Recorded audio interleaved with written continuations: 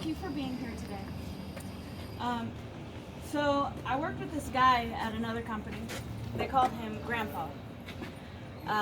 Yeah, he was old and stuck in the ways of the old days a little bit.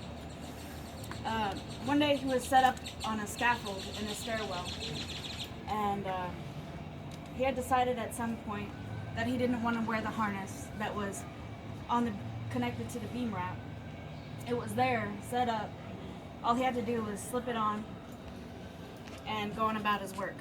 But as it were, he didn't put it on. He tried scooting the scaffold by himself, and the board that he was standing on slipped out from underneath him.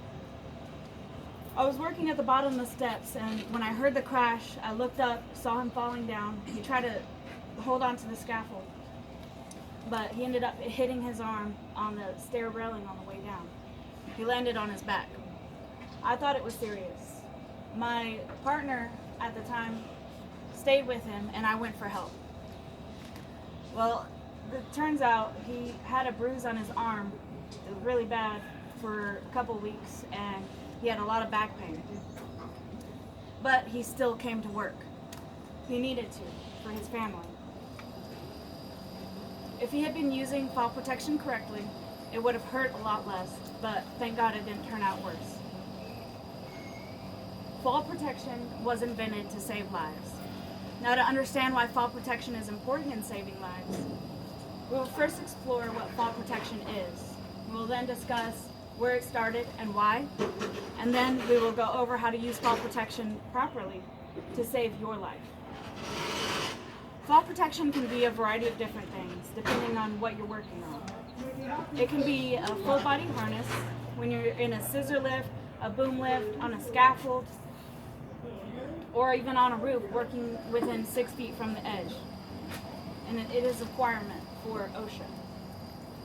Attached to the harness, you'll need to be tied off to a lanyard, a beam wrap, an SRL, which is a self-retracting lifeline, also known as a yo-yo. Fall protection can also be in the form of handrails, which need to be set up at 42 inches, and toe boards. You also need mid-rails at 21 inches.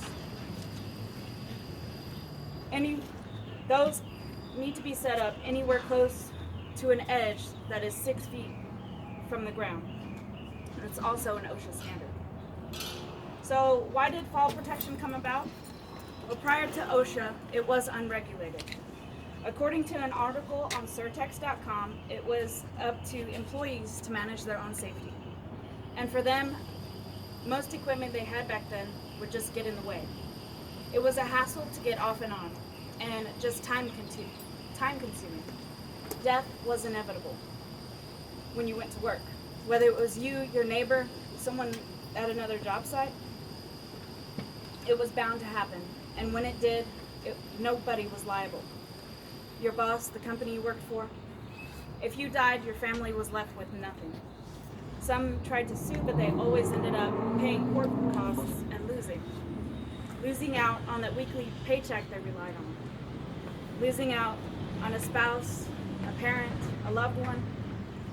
As you can imagine, people were getting angry, looking for someone to blame, asking why nothing was being done. So the government started OSHA. It was someone to look out for employee safety. It made companies liable for training employees on proper safety procedures, going as far as fining companies for not following these procedures.